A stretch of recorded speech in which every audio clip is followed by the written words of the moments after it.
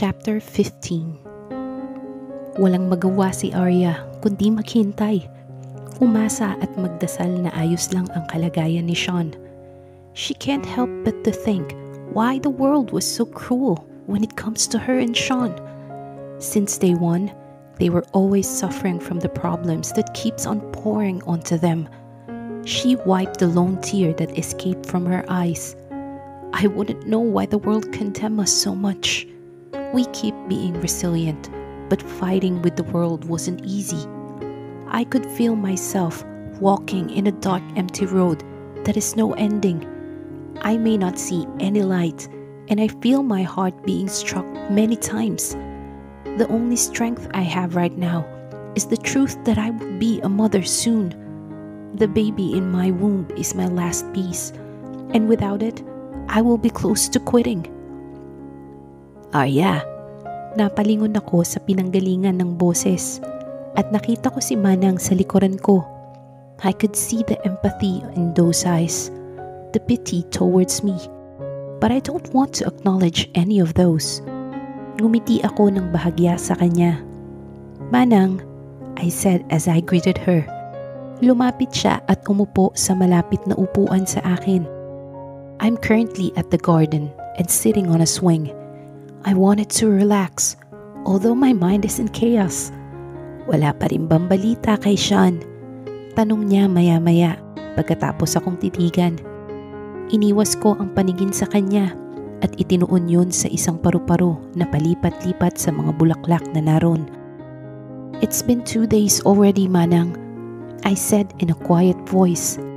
Magpakatatag ka, anak, sabi niya at tumayo para hawakan ako sa mga kamay. I kept on doing that. I have to. Honestly, Manang, I want to get angry, to feel sad, happy, and whatever. I just want to feel a specific emotion, but I feel numb.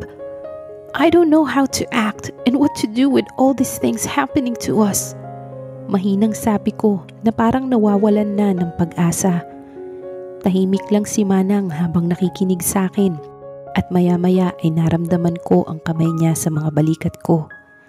The kind of support I needed right now. I want someone to listen, but my inner self told me to stop being a burden, so I chose to keep my mouth closed when I faced my parents. It's just that I can't keep it anymore. Manang is my comfort at this very moment.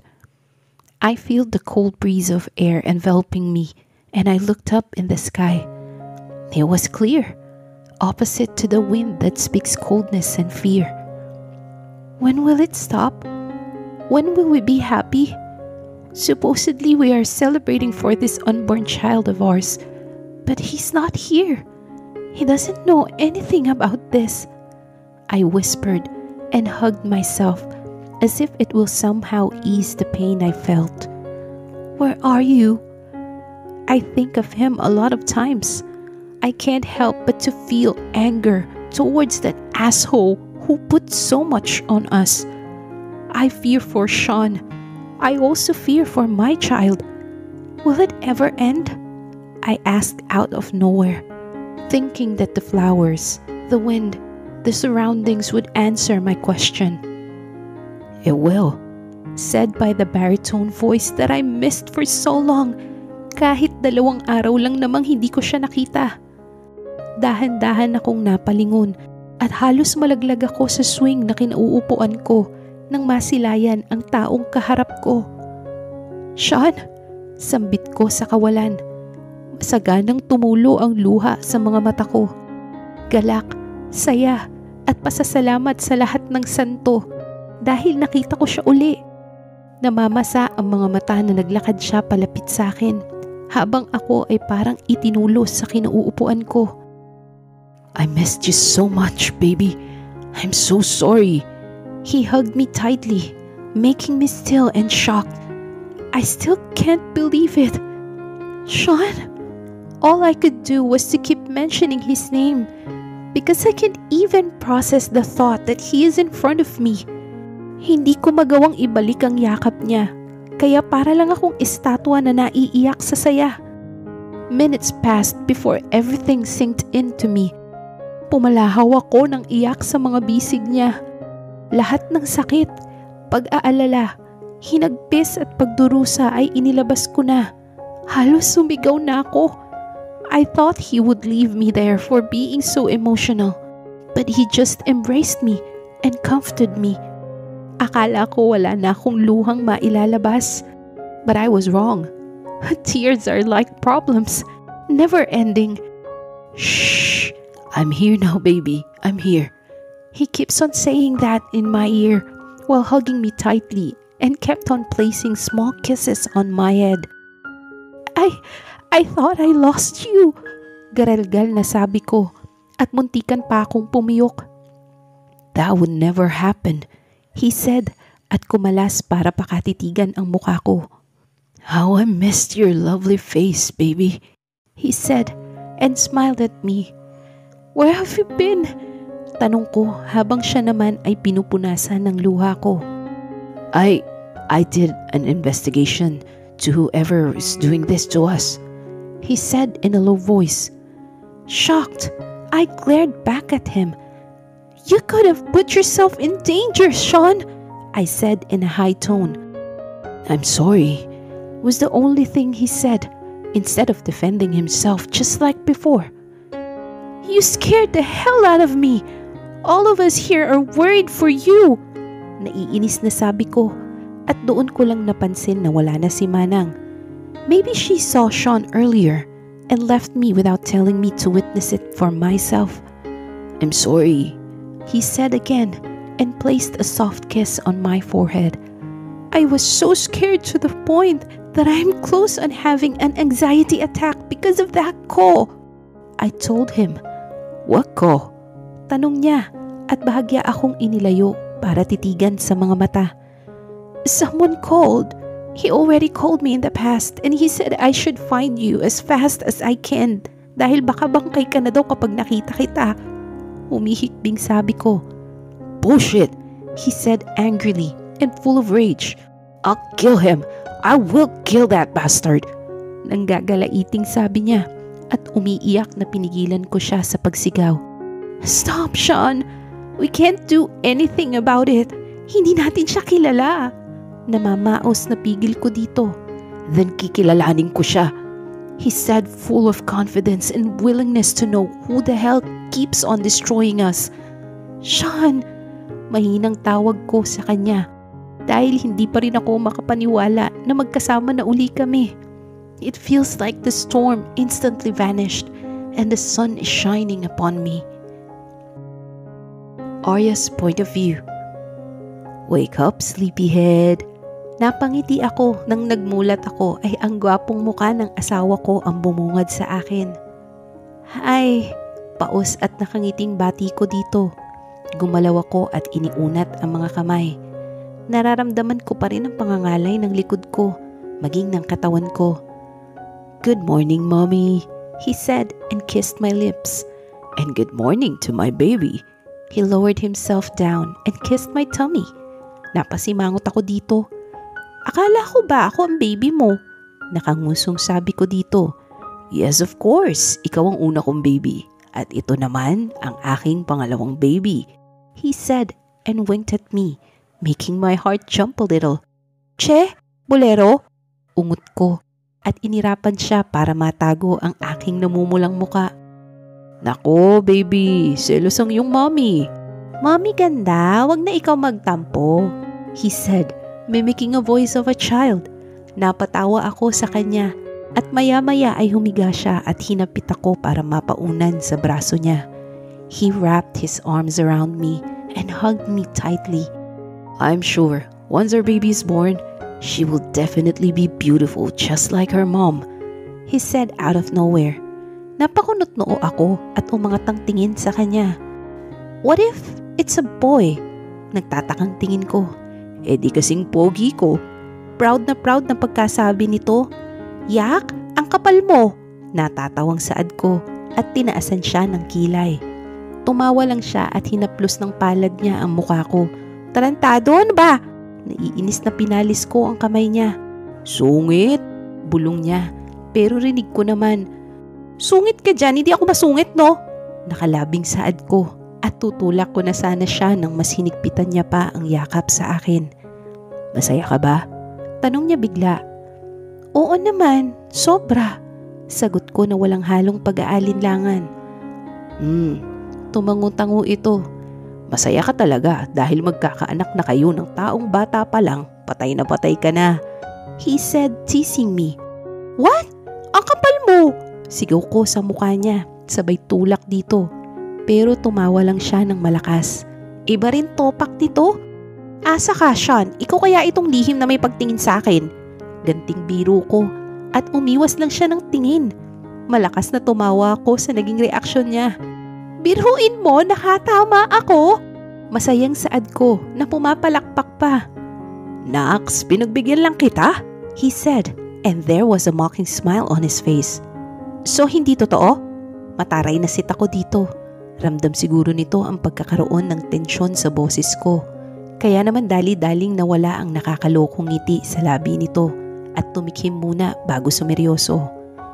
I don't know when I started loving you, but one thing I know, I realized that you are the one who taught me how to love and that you are my world, he said, and the sincerity is visible, making my eyes water. Damn it! Okay, sabi ko lang at tumalikod ng higa sa kanya at nagtalokbong ng kumot. Uy, speechless ka no? Usisa pa niya at niyugyog ang balikat ko pero pumiksi ako. Kaloko ka? Baby, I'm sorry, he said in a deep voice. Nagtaka ako kung bakit biglang nag-iba ang tono niya at parang nalulungkot na hindi ko maintindihan. Lumabas ako ng kumot at pinakatitigan siya. What happened to you? I asked, raising a brow. I just can't stop thinking how lucky I am to have you. I can't imagine a life without you by my side. Maybe, yeah, I may be able to live, but not in a way that would make me happy. I can still live, but not with my heart. Is that possible? That you are still alive, but feels like dead? The triumph of having me is very vocal and visible. He was proud to have me with him, and that makes my heart flatter. Sean, why did I hurt you way back? He said as if he couldn't believe that he had hurt me in the past. Sean, we've already talked about this, I said, because I can't stand to see the regret in his eyes. I'll always understand if you don't really trust me totally, because of all the trauma and how much I condemned you in the past. The things that I've done to you is really unbearable and inhuman. He held my hand and gripped it tightly. Why? He said in just one word. So many answers he assumed to hear. I love you, I said, and gave him a smack on the lips. Maybe that's enough answer for you not to look back in the past and keep torturing yourself, I said, and wiped the lone tear away from his face. I'll always look back in the past, baby. The pain that I caused you, the physical, mental, and emotional trauma that I've put you through, those were always the things I remind myself to love you further and more. Sean, we should forget the past because if we still bring it back, we will not be happy in the present and we will just only spoil the future. Mistakes, bad experiences, and failures are normal. I guess what's important is you learn from it and you stand from it. There's no perfect thing, affiliation and status in life, so as in relationships. The only thing that matters is the accountability you've put up towards each other in any circumstances. There's no reason for you to always regret and blame yourself. We deserve to be happy, Sean. You deserve to free yourself from all the bad things in the past. Understand, analyze, and forgive yourself for everything. Yeah, I still have my trust issues deep inside of me, but I still choose to hold on to you because you are my happiness. I know you wouldn't let me suffer and be in pain again. So stop it, Sean. Stop blaming yourself. Let it out. Let it go. And we will move on together," I said, almost crying. Hormones. I just noticed that this past few days, I became sensitive from everything, even just for little things. I always get emotional even in nonsense situations.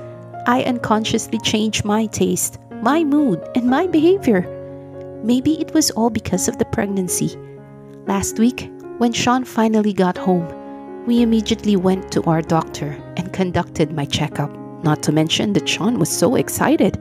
The doctor told me the do's and don'ts. And Sean, being who he is, and also being a man, he asked if we could still make love even if I'm already pregnant. That made me blush so much. Luckily, the doctor just laughed. But even so, I feel so ashamed because of that. And she told us that we could still do it, as long as we will be much more extra careful and stop when I'm on my due date of birth.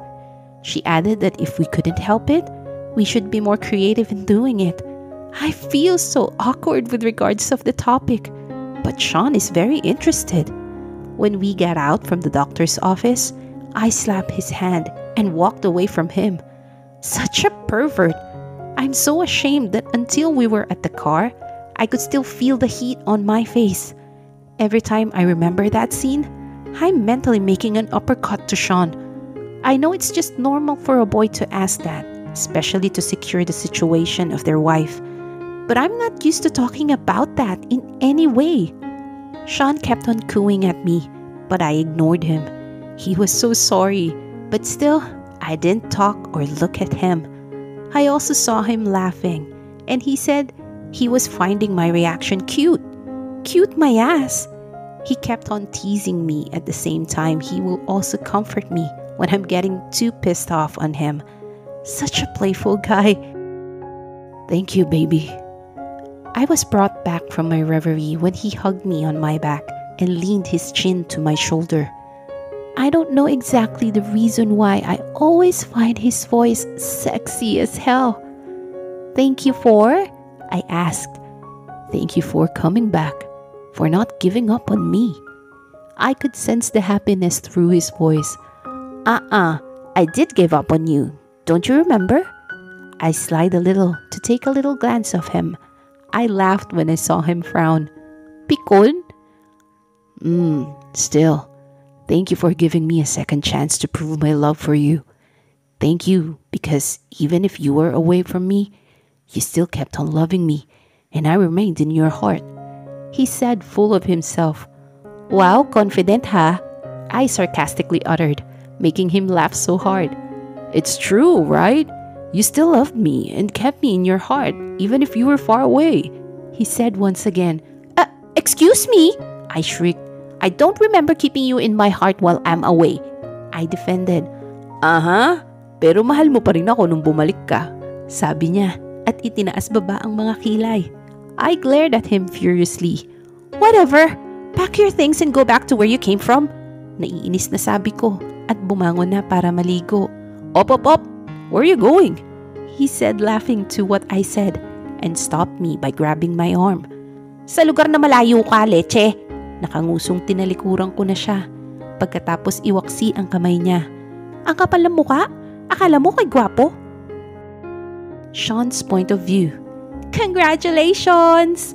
Napuno ng batian, kasiyahan at sigawan ng garden ng family Benitez. Napatawa pa kami ni Arya nang biglang magsisulputan ng mga kaibigan namin, pati na sina mommy at daddy para i-celebrate daw ang pregnancy ni Arya. At isang malaking blessing daw yun. Nagtataka pa ako nung una kung sino ang nagsabi sa mga ito dahil hindi ko naman binanggit. Pero kinindatan lang ako ni Arya. And I know exactly who's the responsible person who spread the news. Arya, iha, Mom said while walking to Arya. Sa bibig ni Mom, and not to mention, nakasama pa si Tita Doris. Ewan ko na lang kung hindi pa kumalat ang balita. Yo, dude, congrats! Biglang sabi ni Ace na lumapit sa akin at inabutan ako ng champagne. Thank you, pare. Nakipag-toast ako sa kanya bago uminom. Happy to see both of you open a new chapter in your lives, he said while looking where my wife and his girlfriend is. Napangiti ako at tumingin din sa direksyon ng asawa ko. Hindi pa halata ang baby bump niya, pero makikita na ang difference ng katawan niya at parang mas nag-blooming pa siya. Tululaway mo pare, baka matunaw na yan ha? Natatawang biro sa akin ni Ace nang mapansin akong titig na titig sa asawa ko. Ulol, naiiling na sabi ko. She's pretty, isn't she? I said unconsciously while staring at my lovely wife. Well, she is, but my girlfriend is the prettiest, he bragged, and there was a bitterness in his voice that made me look at him. Are you okay? I asked out of curiosity. Nah, I'm good. Still taming her.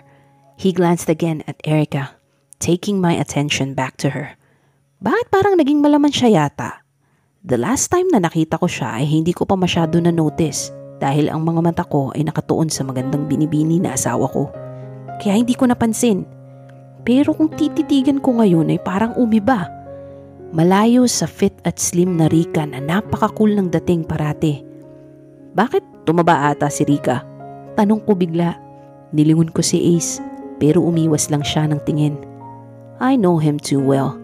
There's something that he hasn't told me, but I will not interfere on that thing. Sasabihin naman niya kapag ready na siya. Nagkibit balikat na lang ako nang wala akong makuhang response sa kanya at nabulabog kami nang biglang sumulpot ang dalawa. Roy and Choi. Hello boys, Roy said abruptly, making a sneer at him. Kadiri ka pare, natatawang sabi ko sa kanya at lumipat sa kabilang side na malayo sa kanya. Ew, Ace's reaction made me laugh so hard. Tumingin ako kay Roy pero busangot na ang mukha niya. Kabaklaan mo talaga no? Nilingon siya ni Choi at tinawanan. Buisit kayo sa buhay ko, sabi niya sa aming lahat. Natawa lang ang ginanti namin. Parati kayong magkasama ni Choi konting push pa para na kayong magjowa. Natatawang biro ko pero sabay silang inambaan ako ng suntok na dali-dali ko namang inilagan at pumunta sa likod ni Ace. Hindi kami talon nito no? Sabi ni Choi na nandidiri. Para sa'yo yun, kay Roy. As if, I know may pagnanasayan sa'yo. Balik kong biro na mas ikinatalim ng titig ni Roy sa akin. Dali-daling umalis si Choi sa gilid niya at pumunta sa tabi ko na ikinailing lang ni Ace. Parang di ko kayo mga kaibigan Maarting saad nito na kunyaring nagpupunas pa ng imaginaring luha kuno niya. Tigil nyo na nga yan, crybaby pa naman si Roy. Asan ba si tita? Biro ni Ace. Nagtawanan kaming lahat. Inaano ko ba kayo? Dabog nito at siniringan si Ace. Tumawa kami sa reaksyon ni Roy. Kahit kailan, isip bata talaga Ikaw Sean, buisit ka. Kapag naglihi ang asawa mo, huwag kang papatulong sa akin humanap ng alien na pagkain ha? Banta nito. Alam na alam ang magiging weakness namin Alam kasi niyang siya ang takbuhan namin sa tuwing may mahirap na ipapagawa or gagawin sa amin. When we were still studying sa high school, siya parate taga-review at taga-bigay ng answer sa amin. Maging sa essays, poems at kung ano-ano pa. Papabuhat kami palagi sa kanya. Natuto lang kami na gumawa ng sa amin nang mag-college na kami dahil iba-iba na kami ng kursong tinahak at pinursu. Okay, walang foods dito sa bahay pag pumunta ka. Sa ngayon lahat ng kinain mo, bayaran mo, punyeta ka at lumayas ka na. Balik sabi ko sa kanya at natigilan naman siya sa akmang pagsubo ng pagkain. Nito parang biro lang Biglang bawi niya at nag-peace sign pa ang loko. Teka, asan ba si Arya? Matanong nga kung anong pinaglilihan niya at mahanap ko na. Sabi pa nito at walang lingon-likod na umalis. Napahagal pa kami ng tawa nang umalis si Roy at kinutusan naman ako ng dalawa. Sira ulo, mamaya umiyak yun, sita ni Choi sa akin. Napatawa lang ako at kumamot sa ulo na binatukan niya. Mga magsumbong kay tita, sabat naman ni Ace. Mga buisit, isa ka pa Ace Naiiling na sabi ni Choi dito. Ge pare, kampihan mo syota mo, sabi ko at nakipag-appear kay Ace. Sira ulo, asik naman nito. Kung si Ace noon ang lakas mangsaway sa amin, ay si Choi naman ngayon. Mamatay-matay sa konsumisyon si Roy parate at ito ang kanyang dakilang tagapagligtas. Kahit naman kasi binubuli namin ang isa't isa, lalo na si Roy, ay parati naman namin kakampi at hindi pinababayaan ang isa't isa. Nagtatawanan kaming tatlo nang mapalingon ako sa yumakap sa akin mula sa likod. "Having fun?" said by a soft, sexy voice. I turned around only to see the lovely face of my wife. "Yeah." I kissed her on the forehead and I looked at her eyes. "It's getting late. You should rest."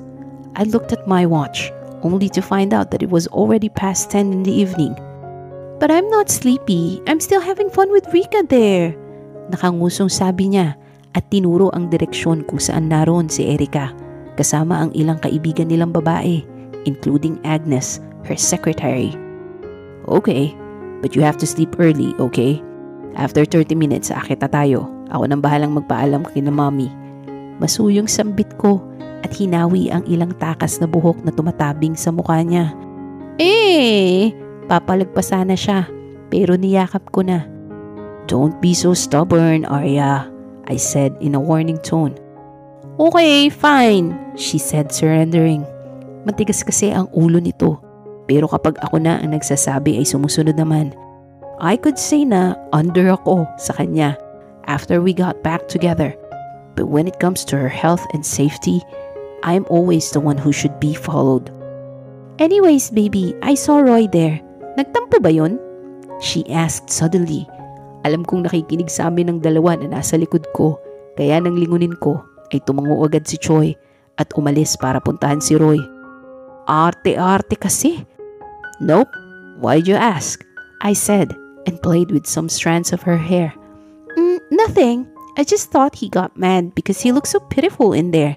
And when I called him, he just ignored me. So mean." Nakalabing saad nito. Sira ulo yun. Nagpapababy na naman. Tumawa ako pero tinignan niya ako ng masama. "Alam ko pinagkakaisahan niyo yon. Ikaw pa naman pasimuno sa pagkawawa doon." Asik niya at bahagyang lumayo. Since Arya got pregnant, parati na siyang nagiging bugnutin. Hindi makausap ng matino at palaging childish kung umasta. She also kept on nagging me about everything and even on just small things that she doesn't like. I sometimes get annoyed, but every time I saw the sadness in her eyes, I couldn't help but to get angry with myself. That's why as much as possible, I always tried to extend my patience and be an understanding husband. Pasalamat na lang talaga ako, hindi pa siya naglilihit talagang naghahanap ng kung ano-ano. I know and I'm aware that pregnancy is not easy for all mothers and all they need is support and love from their loved ones. Tayo dapat ang hindi sila susukuan dahil tayo ang kinukuhanan nila ng lakas. "Akala ko hindi nyo susuyuin." Biglang sulpot ni Roy at ngingising-ngising tumingin sa amin. "Ang bading mo," sit ako sa kanya pero ngumisi lang siya. "Masaya kasi sinundo ni Choi." "Langya, wait." Kapwa kaming lahat napalingon nang magsalita si Ace at mabilis na naglakad palayo. Nakita namin na papunta siya kay Rika and I just noticed na may hawak itong baso ng alak. Just in time that Rika was about to drink the glass of liquor nang hablutin yun ni Ace sa kamay niya at binigay sa katulong na dumaan sa kanila. I couldn't hear properly what Ace exactly said, but based on what I can see and Rika's reaction, ay parang napangisi ito ng sarkastiko. "What happened?" Mahinang tanong ni Arya sa tabi ko. "I don't know either." Kibit-balikat na sagot ko dito. "Wow, really? Come on, Ace. Ikaw lang ang may gusto nito." Sigaw ni Rika. Narinig namin.